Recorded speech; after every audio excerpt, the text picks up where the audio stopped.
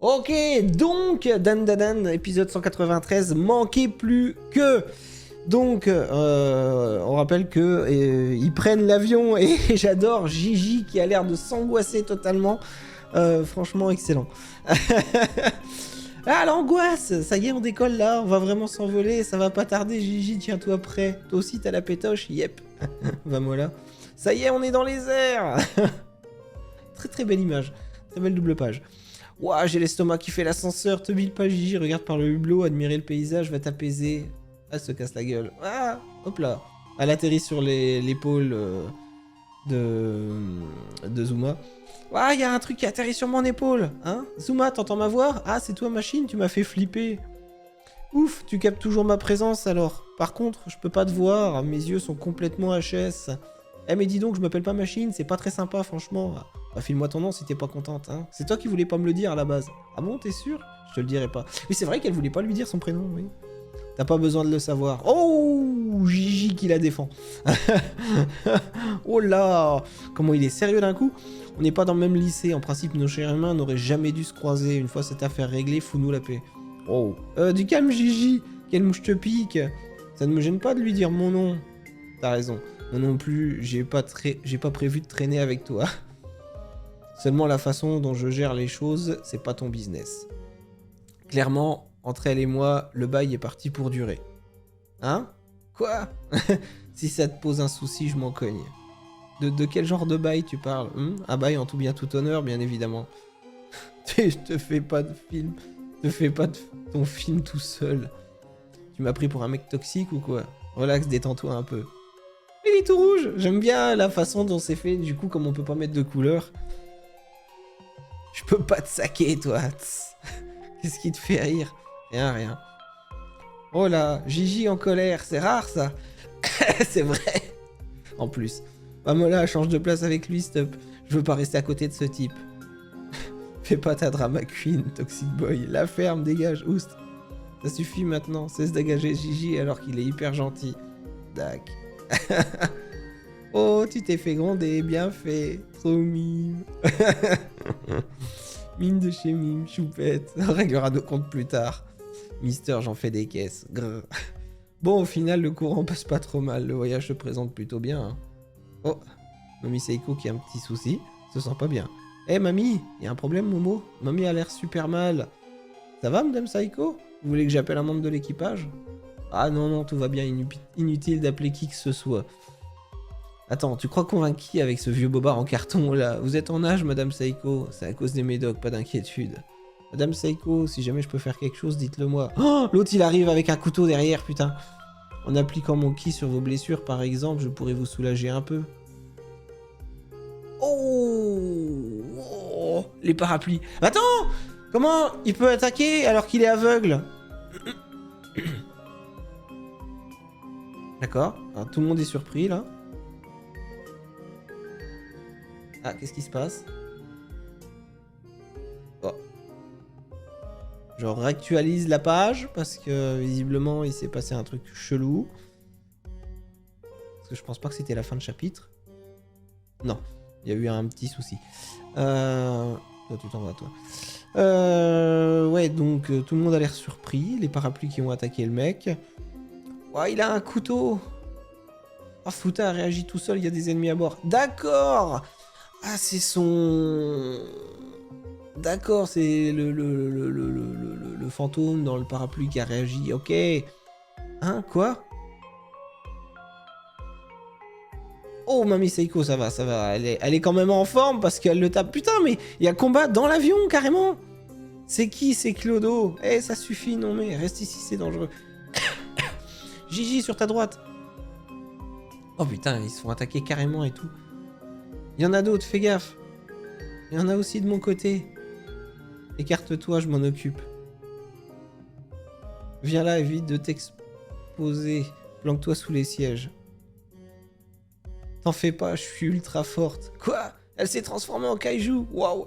Bah oui, ok, ah oui, elle a mis son costume. C'est ça qu'elle est en train de faire là. Ok, le costume de kaiju, pour ça qu'elle met la cagoule. Vamo, active l'éther. Faut mettre les autres passagers à l'abri. Compris. Mode cache-cache, boum boum. Ok, du coup, maintenant... Ah ouais, ah, excellent, elle active l'éther, du coup, il n'y a plus personne dans l'avion, ils sont dans une bulle. Alors, Mamie Seiko qui comprend pas, bien sûr. Les passagers ont disparu. Bien joué, Vamola. Trop fort, c'est vrai qu'elle peut générer cette dimension. Man, ils ont utilisé l'éther. Oh, ils connaissent ça, eux. Je me disais bien qu'ils étaient pas ordinaires. Mais je pensais pas qu'ils appartenaient à leur camp. Oh, oh, d'accord. Donc du coup, là, elle se dévoile. Là, c'est à suivre. Elle se dévoile, mais à leur camp. Donc ils connaissent les extraterrestres. Oh, excellent. Allez, on en parle. Je vais de surprise en surprise dans ce chapitre. Déjà, je m'attendais pas à ce que la famille Kito attaque directement la troupe de Gigi dans l'avion. À croire qu'ils en ont rien à battre que les passagers les voient, en fait. C'est un truc, je comprends pas. Ils avaient prévu de buter tout le monde dans l'avion. Ils avaient prévu de plus avoir de témoins du tout, au final. Comment ça se passe? Et puis Gigi, on va en parler 2 secondes, parce que qui a souvenir d'avoir vu Gigi troublé comme ça un jour? De mémoire, j'ai jamais vu déjà Gigi rougir comme ça, et je l'ai jamais vu en colère contre un autre être humain à ce point-là. C'est... Tout ça à cause de Zuma et de ce qu'il a dit sur ses liens entre lui et Momo. Que ça va durer un certain temps. Alors, c'est curieux d'ailleurs, parce que...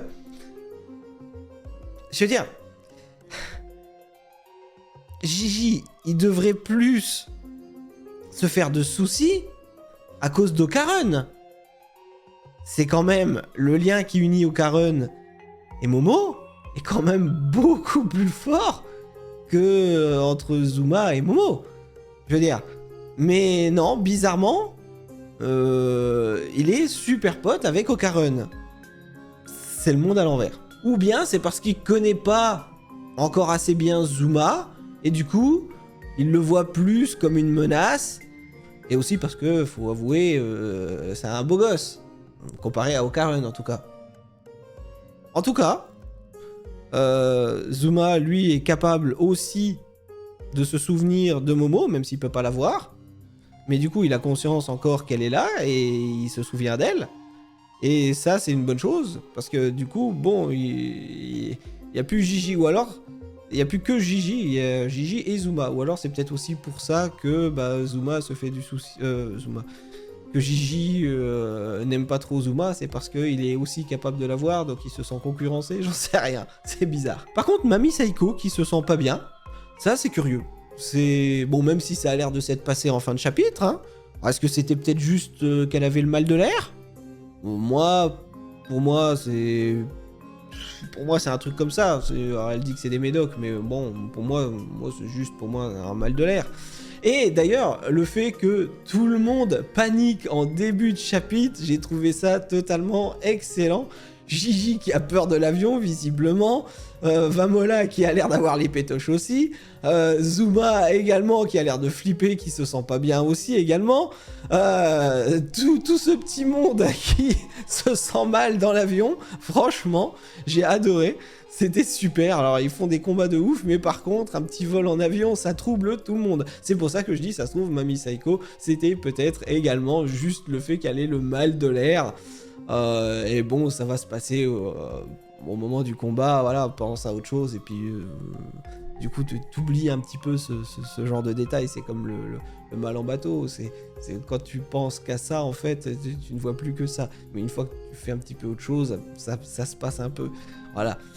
Par contre aussi, oui, le pouvoir de Zuma avec les parapluies qui réagissent tout seuls, sans son intervention, ça m'a un petit peu surpris, mais c'est vrai, quand on réfléchit, c'est logique, vu que, je rappelle, c'est l'âme de son petit frère qui est dans les parapluies, donc c'est normal qu'il le protège. Dans un sens, c'est normal. Ouais. Mais c'est vrai que ça ne m'était pas venu à l'esprit qu'effectivement les parapluies pouvaient bouger tout seuls sans l'intervention de Zuma. Mais c'est bien, c'est bien, ça aide un petit peu l'histoire du coup. Parce que bah, si jamais il n'y avait pas eu la possibilité, je veux dire, Gigi se serait pris un coup de couteau direct.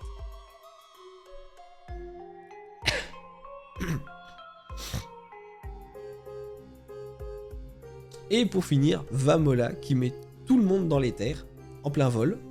Alors, ok pour la dimension miroir façon Marvel, mais la famille Quito qui connaît les terres et qui visiblement sait que c'est une dimension créée par les aliens.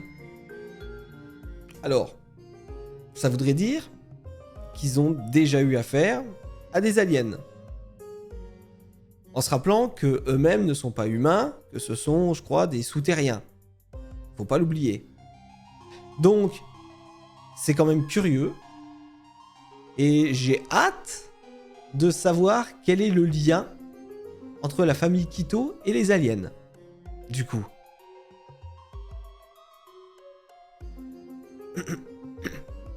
Et c'est fini pour ce chapitre. Merci de m'avoir suivi.